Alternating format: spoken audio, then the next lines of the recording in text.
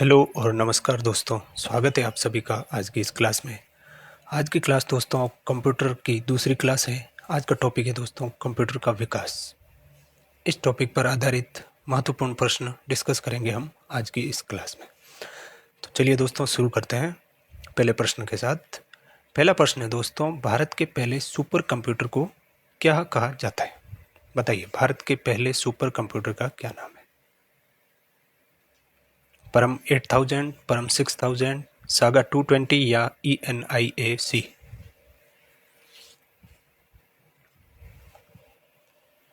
भारत के पहले super computer का क्या नाम है?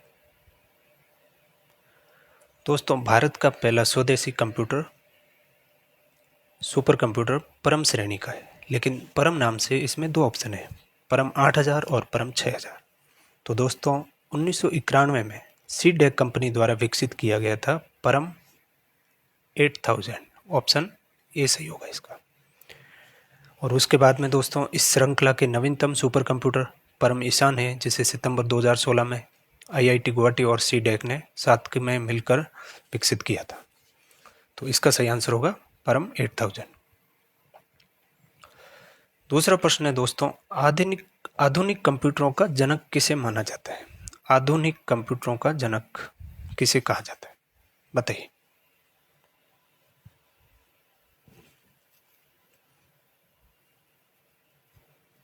दोस्तों आधुनिक कंप्यूटरों का जनक एलन ट्यूरिंग को माना जाता है। जी हाँ, इसका सही उत्तर होगा ऑप्शन बी, एलन ट्यूरिंग। अगला प्रश्न है दोस्तों, निम्नलिखित में से किसे भारतीय सुपर कंप्यूटरों का जनक माना जाता है? भारतीय सुपर कंप्यूटरों का जनक किसे माना जाता है? बताइए।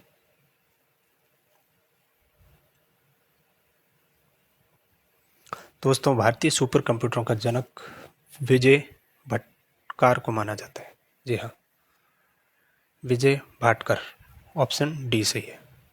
इनके नेतृत्व में देश के पहले सुपर कंप्यूटर परम 8000 और परम 10000 बनाए गए थे।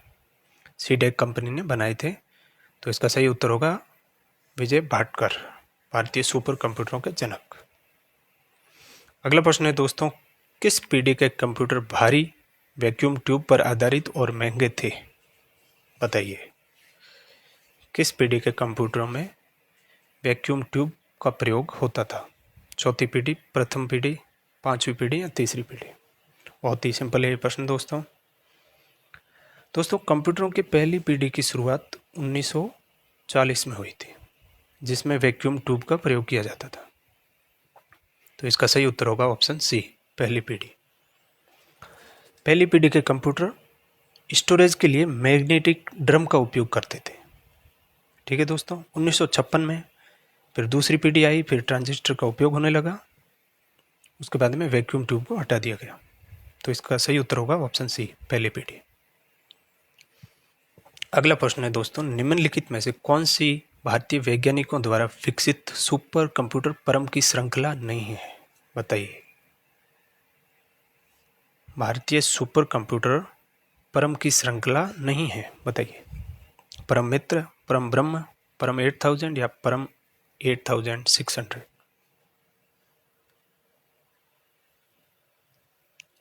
दोस्तों भारत की परम सुपर कंप्यूटर सीरीज, जिसमें परम 8000, परम ब्रह्म, परम 8600, परम युवा, परम ईशान, परम पद्मा और परम सिद्धि है, और इसमें परम मित्र नहीं है दोस्तों। तो इसका सही उत्तर होगा ऑप्शन ए, परम मित्र। अगला प्रश्न है दोस्तों, कंप्यूटर सिस्टम जिसे किसी भी भंडारण यंत्र की आवश्यकता नहीं होती है, बताइए वो कौन सा कंप्यूटर है जिसे किसी भी भंडारण यंत्र की आवश्यकता नहीं होती है? एनालॉग, हाइब्रिड, डिजिटल या तीसरी पीढ़ी के कंप्यूटर? बताइए क्या होगा इसका सही ऑप्शन।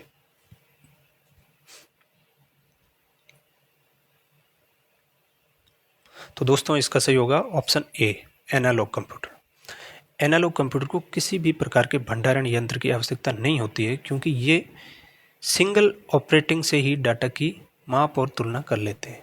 इनपुट को प्रोसेस करने के बाद एनालॉग कंप्यूटर का आउटपुट सामान्यतः एक सतत श्रृंखला में होता है, जैसे कार के स्पीडोमीटर की रीडिंग या ग्राफ या चार्ट। इसलिए दोस्तों एनालॉग कंप्यूटर को भंडारण यंत्र की आवश्यकता नहीं होती है। जो चीज़ वो प्रोसेस करता है वो तुरंत शो कर देता है, उसको अपना भंडारण रखने की आवश्यकता ही नहीं होती है। इसलिए दोस्तों इसमें भंडारण यंत्र की आवश्यकता नहीं होती है। सही उत्तर होगा ऑप्शन ए, एनालॉग। अगला प्रश्न है दोस्तों, दुनिया का पहला प्रोग्रामर किसे माना जाता है? वह कौन व्यक्ति है जिसे दुनिया का प्रथम प्रोग्रामर कहा जाता है? तो दोस्तों दुनिया के प्रथम प्रोग्रामर एडा लवलेस, ऑप्शन बी। वे आधुनिक कंप्यूटर के जनकदाता चार्ल्स बेबेज की शिष्या एडा लवलेस, जिन्हें कंप्यूटर प्रोग्रामों का जन्मदाता माना जाता है। तो सही उत्तर होगा ऑप्शन बी, एडा लवलेस। अगला प्रश्न है दोस्तों, निम्नलिखित में से वर्ष 1976 में विकसित सर्वप्रथम सुपर कंप्यूटर कौन सा है? बताइए दोस्तों, 1976 में विकसित सर्वप्रथम सुपर कंप्यूटर कौन सा है? विश्व का प्रथम सुपर कंप्यूटर 1976 में विकसित किया गया था, उसका नाम क्या है दोस्तों? तो सही उत्तर होगा ऑप्शन बी, क्रे फर्स्ट। जी हाँ, क्रे फर्स्ट दोस्तों क्रे रिसर्च कंपनी अमेरिका द्वारा विकसित किया गया था। ये इतिहास के सबसे सफल सुपर कंप्यूटर है।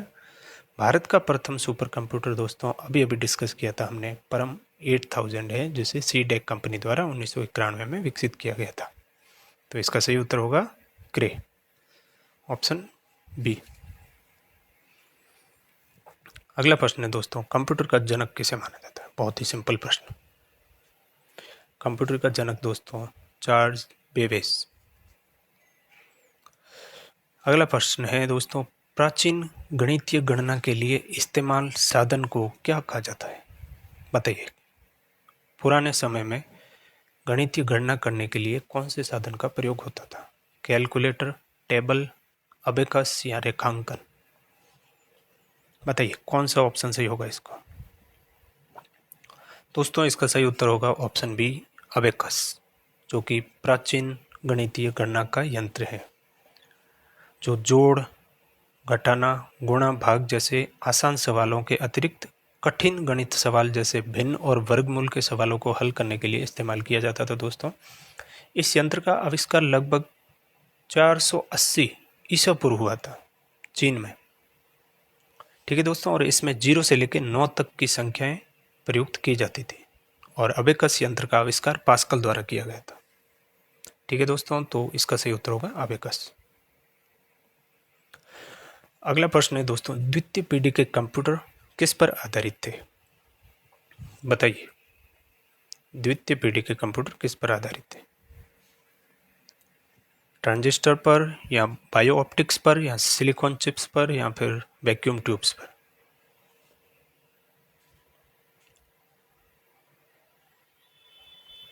दोस्तों दूसरी पीढ़ी के कंप्यूटर की शुरुआत 1956 में हुई थी, जो कि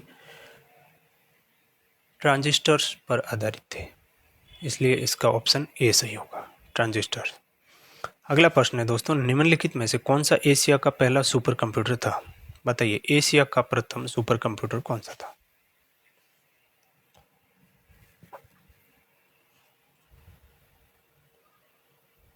एशिया का प्रथम सुपर कंप्यूटर दोस्तों, एशिया का प्रथम सुपर कंप्यूटर एका था, जिसका नाम था एका। ऑप्शन डी इसका सही आंसर है। अगला प्रश्न है दोस्तों, भारत के सबसे युवा एवं पहले मल्टी पेटाफ्लॉक्स सुपर कंप्यूटर प्रत्यूष का प्रयोग किस उद्देश्य के लिए किया जाता था? बताइए, भारत के सबसे पहले युवा सुपर कंप्यूटर प्रत्यूष का प्रयोग किस उद्देश्य के लिए किया जाता था? मौसम के पूर्वानुमान के लिए, या फार्मास्यूटिकल विकास के लिए, या भूकंपीय आंकड़ों की गणना के लिए, या फिर वैज्ञानिक डाटा के लिए? बताइए, प्रत्यूष सुपर कंप्यूटर किस प्रयोग में लिया जाता था? दोस्तों थोड़ी सी प्रत्यूष के बारे में मैं जानकारी दे दूं। प्रत्यूष सुपर कंप्यूटर को Indian institute of tropical metrology की तरफ से मौसम की जानकारी एकत्रित करने के लिए बनाया गया था। ये भारत का दूसरा सबसे तेज सुपर कंप्यूटर है। प्रत्यूष को दुनिया के 500 सुपर कंप्यूटरों में 6वीं रैंक मिली है। भाई भारत का सबसे तेज सुपर कंप्यूटर परम सिद्धि है, जिसे 78वीं रैंक प्राप्त हुई। ठीक है दोस्तों, तो इसको विकसित किया गया था मौसम के पूर्वानुमान के लिए। ठीक है दोस्तों, तो इसका सही उत्तर होगा ऑप्शन ए। प्रत्यूष कंप्यूटर का प्रयोग मौसम के पूर्वानुमान लगाने के लिए प्रयुक्त किया जाता था। अगला प्रश्न है दोस्तों, निम्नलिखित में से कौन सा सुपर कंप्यूटर नहीं है? बताइए दोस्तों, बहुत ही सिंपल प्रश्न। दोस्तों जैसा कि हमने पढ़ा है, एक का सुपर कंप्यूटर है, परम भी है, क्रे 3 भी है, लेकिन PDA नहीं है। इसलिए इसका सही उत्तर होगा option B, PDA। PDA supercomputer नहीं है। अगला प्रश्न है दोस्तों, परम सिद्धि का तात्पर्य क्या है? परम सिद्धि किसका नाम है बताइए? परमाणु रिएक्टर, कृत्रिम बुद्धि सुपर कंप्यूटर, औद्योगिक भेदी या कृषि उपकरण। जैसा कि अभी अभी हमने पढ़ा था, परम श्रेणी के भारत के सुपर कंप्यूटर है, तो इसका सही उत्तर होगा दोस्तों ऑप्शन बी, एक कृत्रिम बुद्धि का सुपर कंप्यूटर। ठीक है दोस्तों, बढ़ते हैं अगले प्रश्न की तरफ। अगला प्रश्न है मैक एक प्रकार का पर्सनल कंप्यूटर है जिसे बनाया गया था। मैक कंप्यूटर किसने बनाया था बताइए? जिसकी सीरीज आती है दोस्तों मैकबुक के नाम से। आप सभी जानते हैं दोस्तों, मैक एप्पल द्वारा विकसित किया गया था, तो इसका सही उत्तर होगा ऑप्शन ए, एप्पल। बढ़ते हैं अगले प्रश्न की तरफ। अगला प्रश्न है दोस्तों, दिए गए विकल्पों में से भारत में निर्मित सुपर कंप्यूटर परम 10,000 के डेवलपर का नाम बताइए। परम 10,000 किसने विकसित किया था बताइए? IIT खड़गपुर, IIT कानपुर, सीडेक पुणे या टाटा ग्रुप ने?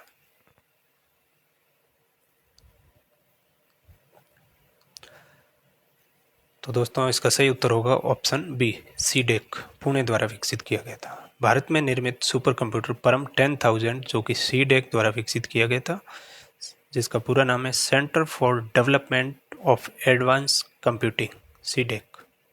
ठीक है दोस्तों, इसकी सीडेक की स्थापना दोस्तों 1988 पुणे में हुई थी, तो इसका सही उत्तर होगा ऑप्शन बी, पुणे।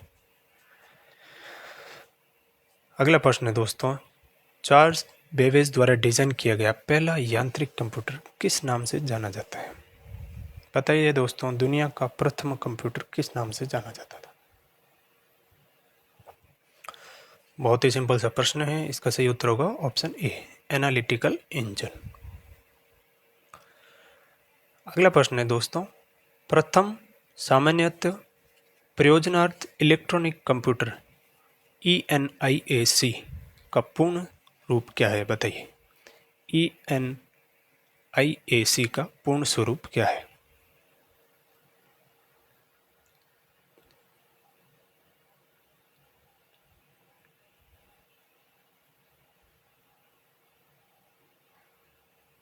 बताइए दोस्तों, कौन सा ऑप्शन इसका उत्तर होगा?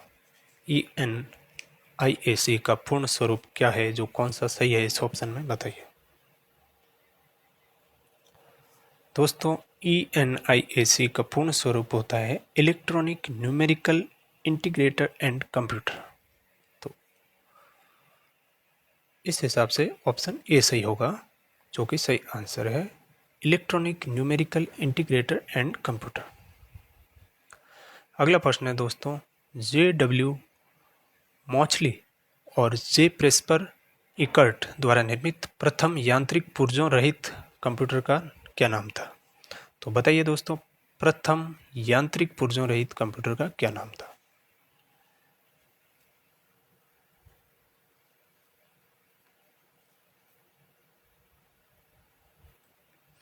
दोस्तों प्रथम यांत्रिक पुर्जों रहित कंप्यूटर का नाम था ENIAC, जो अभी अभी अपन ने पढ़ा था, जिसकी फुल फॉर्म हमने पढ़ी थी।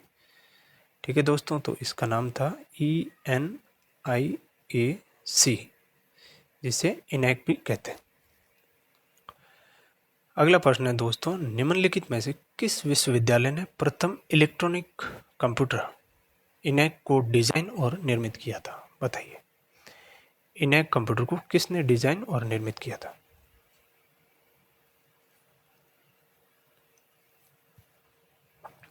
तो दोस्तों, इनैक कंप्यूटर की डिजाइनिंग और उसका निर्माता है पेनसिल्वेनिया विश्वविद्यालय।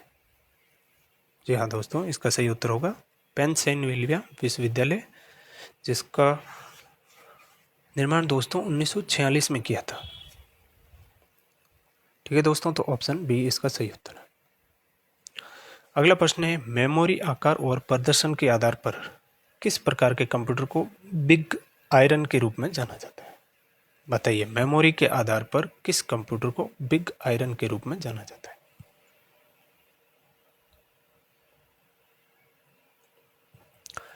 दोस्तों, बिग आयरन के रूप में मेन फ्रेम कंप्यूटर महत्वपूर्ण कार्यों के लिए, जैसे कि जनगणना, उद्योग, उपभोक्ता आंकड़े, लेन देन आदि जैसे थोक में डेटा प्रोसेसिंग के कार्य के लिए जाना जाता है, इस प्रकार के कंप्यूटर को बिग आयरन के रूप में जाना जाता है। तो इसका सही उत्तर होगा option C, mainframe computer. ठीक है दोस्तों, अगला प्रश्न है, कंप्यूटर की किस पीढ़ी में प्रोग्रामिंग के लिए यांत्रिक भाषा का प्रयोग किया गया था? बताइए।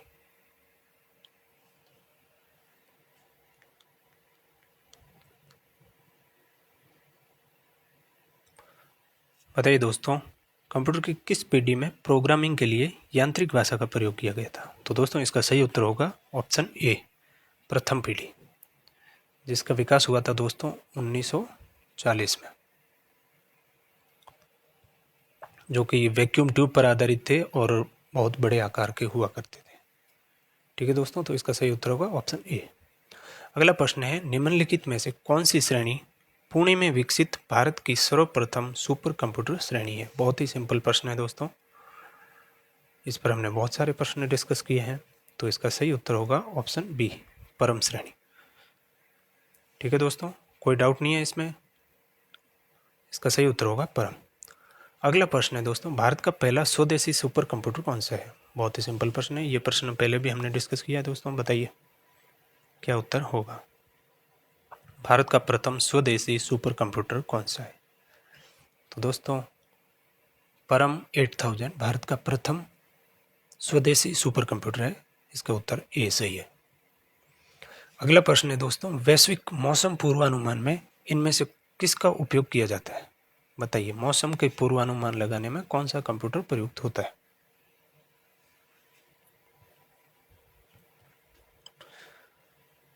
दोस्तों, मौसम के पूर्वानुमान लगाने के लिए सुपर कंप्यूटर प्रयुक्त होता है, ऑप्शन डी इसका सही उत्तर है।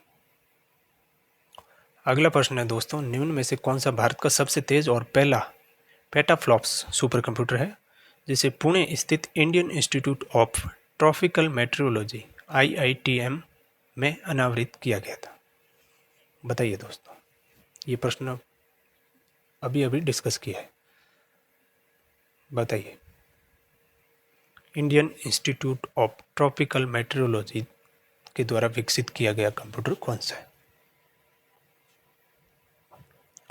अभी अभी हमने पढ़ा था दोस्तों कि प्रत्यूष सुपर कंप्यूटर है, जिसका उपयोग मौसम के पूर्वानुमान के लिए काम में लिया जाता था, जिसका विकास IITM पुणे के द्वारा किया गया था। तो इसका सही उत्तर होगा option C, Pratyush. Pratyush supercomputer का उपयोग दोस्तों मौसम की जानकारी के लिए किया जाता है। अगला प्रश्न है दोस्तों, कंप्यूटर के माउस का आविष्कार किसने किया था? बताइए।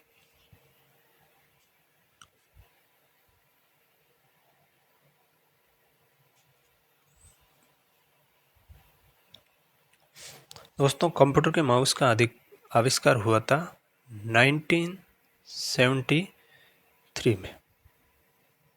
आप बताइए किसने किया था? और दोस्तों, एक जानकारी और, 2 दिसंबर को कंप्यूटर साक्षरता दिवस के रूप में मनाया जाता है। ये चीज़ भी ध्यान रखना दोस्तों, ये पूछा जा सकता है किसी भी परीक्षा में। 2 दिसंबर को कंप्यूटर साक्षरता दिवस के रूप में मनाया जाता है।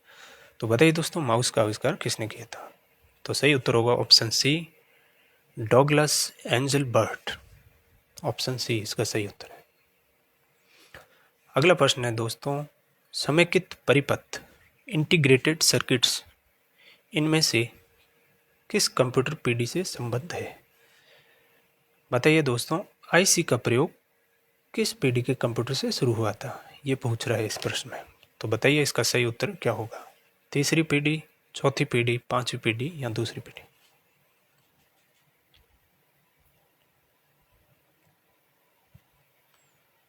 दोस्तों, सर्वप्रथम आईसी का प्रयोग तीसरी पीढ़ी के कंप्यूटर में किया गया था।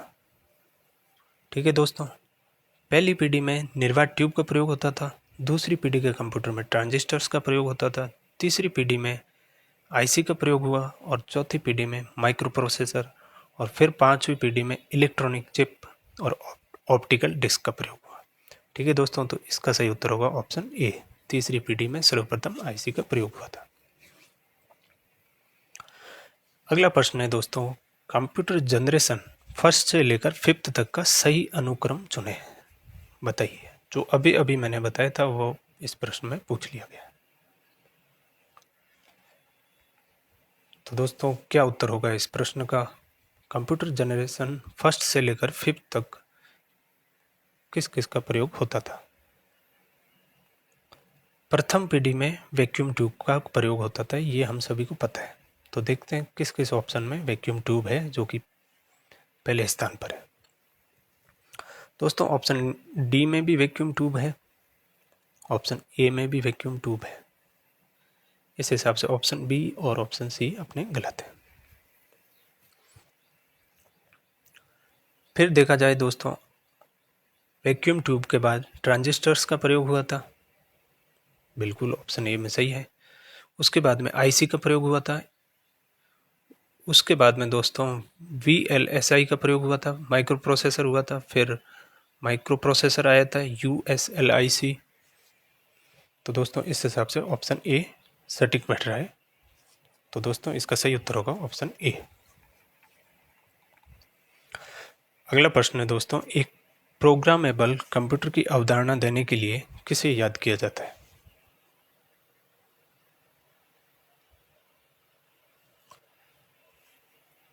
जिन्हें कंप्यूटर का पिता भी कहा जाता है। बताइए, कंप्यूटर का पिता किसे कहा जाता है? बताइए दोस्तों, जिन्होंने प्रोग्रामेबल कंप्यूटर की अवधारणा दी थी। तो इसका सही उत्तर होगा ऑप्शन ए, चार्ल्स बेबेज। ठीक है दोस्तों, जिन्हें कंप्यूटर का पिता भी कहा जाता है। अगला प्रश्न है दोस्तों, मैकिन्टॉश कंप्यूटर का डिजाइन किसने तैयार किया था? बताइए।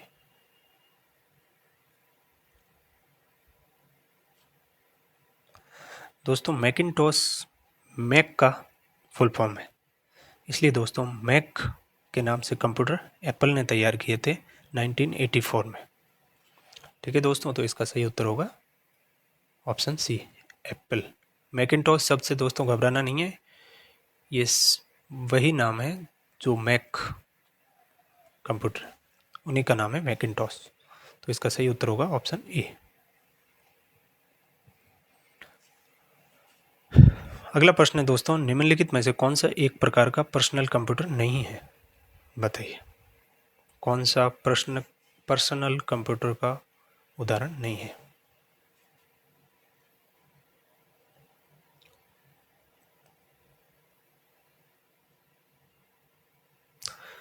दोस्तों, मेन फ्रेम कंप्यूटर का उपयोग बहुत बड़े पैमानों पर डेटा भंडारण के लिए किया जाता है, जिसे एक जगह स्थापित करके रखना पड़ता है दोस्तों। बाकी जो कंप्यूटर होते हैं, जैसे कि डेस्कटॉप कंप्यूटर लैपटॉप को बोलते हैं, और लैपटॉप ही है। पाम टॉप कंप्यूटर जो दोस्तों हथेली पर रखकर चलाया जा सकता है। लेकिन जो मेन फ्रेम कंप्यूटर है दोस्तों, ये बहुत बड़ा होता है आकार में, जिसे एक जगह से दूसरी जगह ले जाने के लिए बहुत ही मुश्किल होती है। इसलिए दोस्तों ये पर्सनल कंप्यूटर का उदाहरण नहीं है। तो ऑप्शन सही होगा option B, mainframe computer. अगला प्रश्न है दोस्तों, डेटाबेस द्वारा उत्पादित टैबलेट कंप्यूटर का क्या नाम था, जिसे भारत सरकार द्वारा ई लर्निंग कार्यक्रम के हिस्से के रूप में बढ़ावा दिया गया था? बताइए।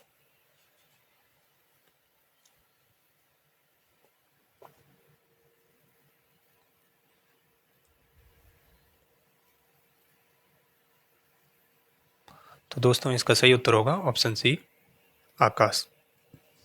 आकाश दोस्तों भारत में डिजाइन किया गया एक एंड्रॉयड प्लेटफॉर्म पर आधारित टैबलेट कंप्यूटर है। ठीक है दोस्तों, ऑप्शन सी इसका सही आंसर है। अगला प्रश्न है दोस्तों, डिजिटलीकरण शब्द का संदर्भ किससे है? बताइए दोस्तों, बहुत ही अच्छा प्रश्न है। डिजिटलीकरण किससे संबंधित है?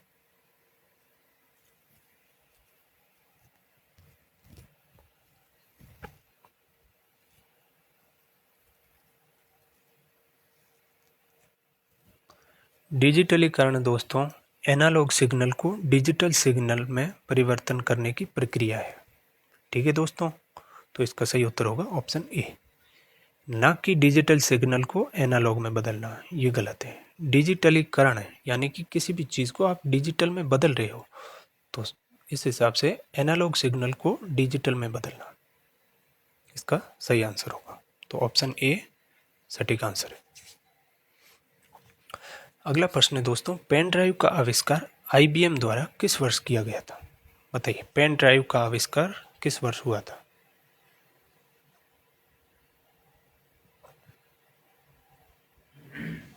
दोस्तों पेन ड्राइव का आविष्कार IBM द्वारा 1998 में किया गया था, 1998 में। ऑप्शन डी इसका सही आंसर है। अगला प्रश्न है दोस्तों, एप्पल कंपनी द्वारा वर्तमान में प्रयोग किया जा रहा एप्पल मोनोक्रोम लोगो, जिसमें कि आपको पता होगा एक कटा हुआ एप्पल है, किस वर्ष प्रारंभ किया था? जिसे एप्पल मोनोक्रोम लोगो भी बोलते हैं। आप सब जानते हैं दोस्तों, ये कटा हुआ एप्पल का लोगो है, जिसको एप्पल ने किस वर्ष प्रारंभ किया था? बताइए।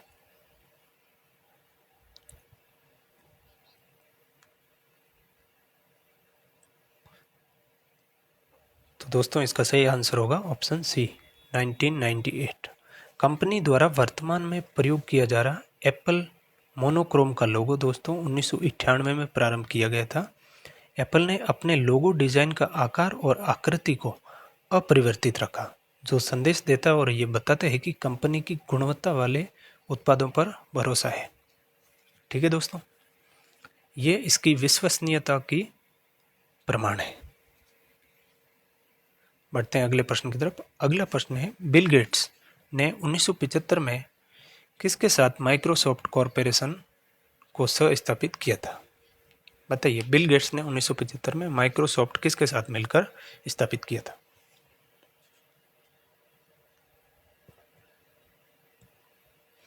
दोस्तों माइक्रोसॉफ्ट की स्थापना 1975 में हुई थी, ये प्रश्न में ही दे रखा है।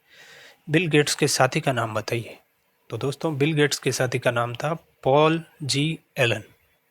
ऑप्शन डी सही आंसर है, पॉल जी एलन। अगला प्रश्न है दोस्तों, माइक्रोसॉफ्ट कॉरपोरेशन की स्थापना 1975 में किस जगह पर हुई थी? बताइए।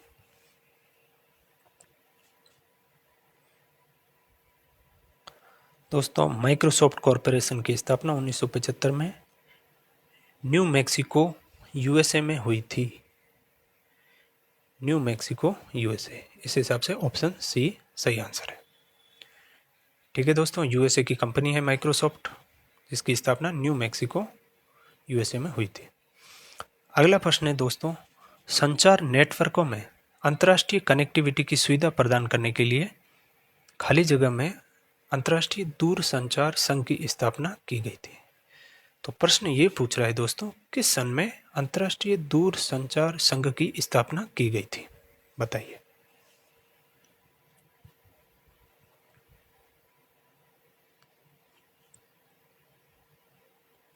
दोस्तों अंतर्राष्ट्रीय दूरसंचार संघ सूचना और संचार प्रौद्योगिकी की शीर्ष एजेंसी है, जो कि 193 देश इसके सदस्य हैं और इसका मुख्यालय जेनेवा स्विट्जरलैंड में। ठीक है दोस्तों, तो बताइए इसकी स्थापना कब हुई थी? इसकी स्थापना दोस्तों 1865 में। ऑप्शन सी इसका सही आंसर है। और अगर कोई इसका हेडक्वार्टर पूछे तो स्विट्जरलैंड में दोस्तों, जेनेवा में, स्विट्जरलैंड। ठीक है दोस्तों, बढ़ते हैं अगले प्रश्न की तरफ। अगला प्रश्न है, पहली पीढ़ी की कंप्यूटर प्रणालियाँ किस पर आधारित थी? बहुत ही सिंपल प्रश्न है दोस्तों, बताइए इसका क्या उत्तर होगा। प्रथम पीढ़ी के कंप्यूटर किस पर आधारित थे?